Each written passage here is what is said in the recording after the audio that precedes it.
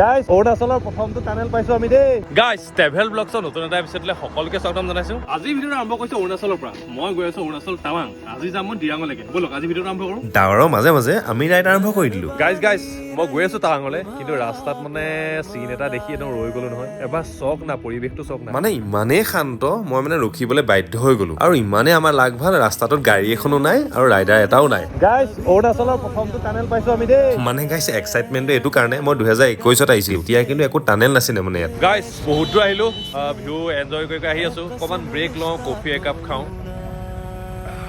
ঠাণ্ডা বতৰত black coffee লগত একদম ডাৱৰীয়া ৱেডাৰৰ মাজত মজা কম্বিনেশ্যন। ধুনীয়াকে আহি আছিলো, এতিয়া দি দিলে নহয় গাইছ বৰষুণ। গাইজ আহি পালোহি বোমদিলা। মানে মনচুনত ৰাইড কৰা নহয় বেছিয়ে এডভেঞ্চাৰ হৈ গৈছে। গাইজ বোমদিলা আহি পালো। মানে ইয়াত এটা হোম ষ্টে বিচাৰিবলৈ এনেকুৱাই মানে প্ৰব্লেম বিচাৰিছো, বহুত বিচাৰিছো। ফাইনেলি এখন পাইছো, গম পাইছে আৰু পৰা ফাটি গৈছে।